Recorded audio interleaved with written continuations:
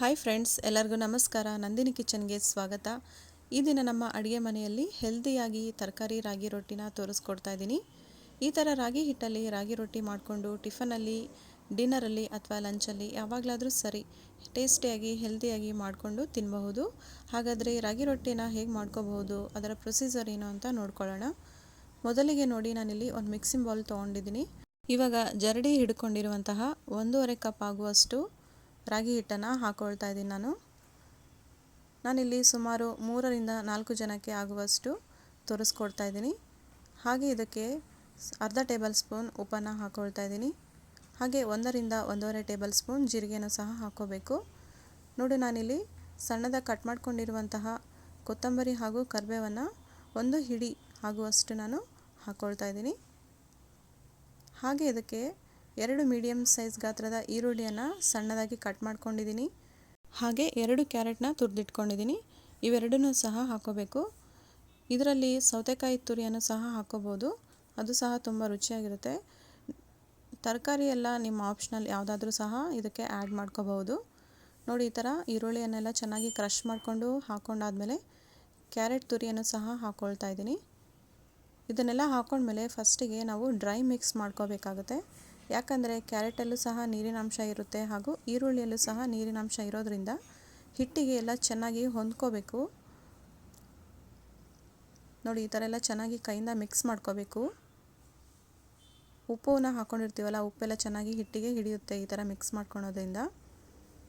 ಹಾಗೆ ಇದಕ್ಕೆ ನಾನು ಬಿಸಿನೀರನ್ನು ಹಾಕ್ಕೊಳ್ತಾ ಇದ್ದೀನಿ. ಬಿಸಿನೀರನ್ನು ಒಂದೇ ಬಾರಿಗೆ ಹಾಕ್ಕೋಬಾರ್ದು. ನಾವು ನೋಡ್ಕೊಳ್ತಾ ನಡುವೆ ಸೇರಿಸ್ಕೊಳ್ತಾ ಹಾಕೋಬೇಕಾಗುತ್ತೆ.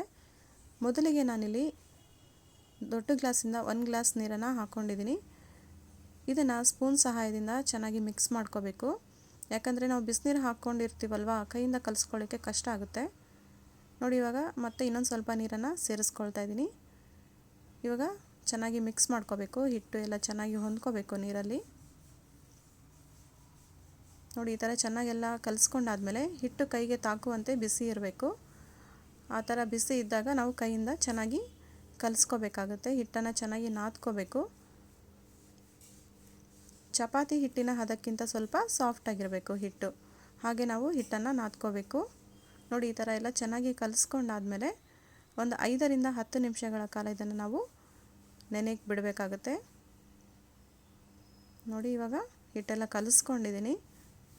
ಈಗ ಮುಚ್ಚಳ ಮುಚ್ಚಿ ಇದನ್ನು 10 ನಿಮಿಷ ನಾವು ನೆನೆಯಲು ಬಿಡೋಣ.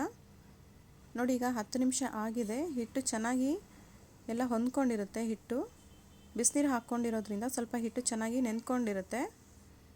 ಈಗ ಇದನ್ನು ಇನ್ನೊಂದು ಸಾರಿ ನಾವು ನಾದ್ಕೋಬೇಕು.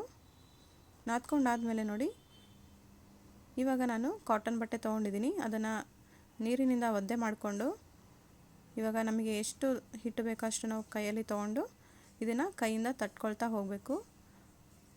ಕೈಗೆ ಹಿಟ್ಟು ಅಂಟುತ್ತೆ ಅಂತಂದರೆ ಎಣ್ಣೆ ಅಥವಾ ನೀರಿಂದ ನಾವು ಇದನ್ನು ತಟ್ಕೊಳ್ತಾ ಹೋಗಬೇಕು. ಹಾಗೆ ಮಾಡೋದ್ರಿಂದ ಕೈಗೆ ಅಂಟ್ಕೊಳ್ಳೋದಿಲ್ಲ ಹಿಟ್ಟು.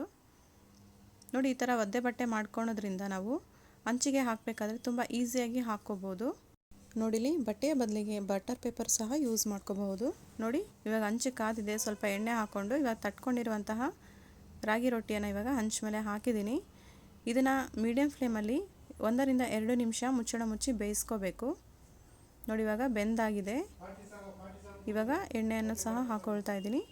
ಇವಾಗ ಎಣ್ಣೆ ಹಾಕ್ಕೊಂಡ್ಮೇಲೆ ನಿಧಾನವಾಗಿ ಇದನ್ನು ಇನ್ನೊಂದು ಸೈಡು ತಿರುಗಿಸಿ ಹಾಕ್ಕೋಬೇಕು. ತುಂಬ ರುಚಿಯಾಗಿರುತ್ತೆ ಫ್ರೆಂಡ್ಸ್. ನೀವು ಒಂದ್ಸಲ ಈ ಮೆಥಡಲ್ಲಿ ಟ್ರೈ ಮಾಡಿ. ಇದಕ್ಕೆ ಟೊಮೆಟೊ ಚಟ್ನಿ ಅಥವಾ ಅಲ್ಲದ ಚಟ್ನಿ, ಕೊಬ್ಬರಿ ಚಟ್ನಿ ಯಾವುದಾದ್ರೂ ಸಹ ತುಂಬ ರುಚಿಯಾಗಿರುತ್ತೆ. ಇವಾಗ ಇನ್ನೊಂದು ಸೈಡ್ ತಿರುಗಿಸಿ ಹಾಕ್ಕೊಂಡ್ಮೇಲೆ ಮುಚ್ಚಳ ಮುಚ್ಚಿ ಇನ್ನು 1 ರಿಂದ 2 ನಿಮಿಷ ಚೆನ್ನಾಗಿ ಬೇಯಿಸ್ಕೊಂಡ್ರೆ ತುಂಬ ಟೇಸ್ಟಿಯಾಗಿರುವಂತಹ ಹಾಗೂ ಹೆಲ್ದಿಯಾಗಿರುವಂತಹ ತರಕಾರಿ ರಾಗಿ ರೊಟ್ಟಿ ರೆಡಿ ಆಗುತ್ತೆ. ನೋಡ್ತಿದ್ದೀರಲ್ಲ, ಎಷ್ಟು ಕಲರ್ಫುಲ್ಲಾಗಿ ಕಾಣ್ತಾ ಇದೆ ಹಾಗೂ ತಿನ್ನಲಿಕ್ಕೂ ಸಹ ತುಂಬ ರುಚಿಯಾಗಿರುತ್ತೆ. ಹಾಗೆ ಇನ್ನೊಂದು ಸಹ ಹಾಕಿ ತೋರಿಸ್ತಾ ಇದ್ದೀನಿ ನೋಡಿ. ಬಟ್ಟೆಯಿಂದ ಹಾಕೊಳ್ಳೋದ್ರಿಂದ ತುಂಬ ಈಸಿಯಾಗಿ ಬಂದುಬಿಡುತ್ತೆ. ಈ ಥರ ಹಾಕಿದ ಮೇಲೆ ಮುಚ್ಚಳ ಮುಚ್ಚಿ 1-2 ನಿಮಿಷ ಬೇಯಿಸ್ಕೋಬೇಕು. ಹಾಗೆ ಬೆಂದಾದಮೇಲೆ ಸ್ವಲ್ಪ ಎಣ್ಣೆಯನ್ನು ಹಾಕ್ಕೊಂಡು ತಿರುಗಿಸಿ ಹಾಕ್ಕೋಬೇಕು. ಫಸ್ಟ್ ಟೈಮ್ ಮಾಡೋರು ಸಹ ತುಂಬ ಈಸಿಯಾಗಿ ಮಾಡ್ಕೋಬಹುದು. ಅಷ್ಟು ಈಸಿಯಾಗಿರುವಂತಹ ರೆಸಿಪಿ ಇದು. ಹಾಗೆ ಡಯಾಬಿಟಿಕ್ ಇರುವವರಿಗೂ ತೂಕ ಕಡಿಮೆ ಮಾಡ್ಕೊಳ್ಳುವವರಿಗೂ ಸಹ ಈ ರೆಸಿಪಿ ಬೆಸ್ಟ್ ಅಂತಲೇ ಹೇಳ್ತೀನಿ. ಹಾಗಾದರೆ ನಾನು ಮಾಡಿರೋ ಈ ಹೆಲ್ದಿ ರಾಗಿ ರೊಟ್ಟಿ ನಿಮಗೆಲ್ಲ ಇಷ್ಟ ಆಗಿದೆ ಅಂತ ತಿಳ್ಕೊತೀನಿ. ಇಷ್ಟ ಆದರೆ ಪ್ಲೀಸ್ ಲೈಕ್ ಮಾಡಿ. ಇನ್ನು ಯಾರೆಲ್ಲ ಸಬ್ಸ್ಕ್ರೈಬ್ ಮಾಡದೆ ವಿಡಿಯೋ ನೋಡ್ತಾ ಇದ್ದೀರಾ ಪ್ಲೀಸ್ ಸಬ್ಸ್ಕ್ರೈಬ್ ಮಾಡಿ, ಹಾಗೆ ನಮ್ಮ ಚಾನಲ್ಗೆ ಸಪೋರ್ಟ್ ಮಾಡಿ. ನೋಡಿ ಕಟ್ ಮಾಡ್ತಾ ಇದ್ದರೆ ಎಷ್ಟು ಈಸಿಯಾಗಿ ಸಾಫ್ಟಾಗಿ ಮುರಿತಾ ಇದ್ದಾವೆ. ಹಾಗೆ ಇದಕ್ಕೆ ಕಾಂಬಿನೇಷನ್ ಆಗಿ ಈರುಳ್ಳಿ ಟೊಮೆಟೊ ಚಟ್ನಿ ಮಾಡಿದ್ದೆ, ತುಂಬ ಟೇಸ್ಟಿಯಾಗಿತ್ತು. ಈ ರೆಸಿಪಿ ನಿಮಗೆಲ್ಲ ಇಷ್ಟ ಆಗಿದೆ ಅಂತ ತಿಳ್ಕೊತೀನಿ. Thank you for watching.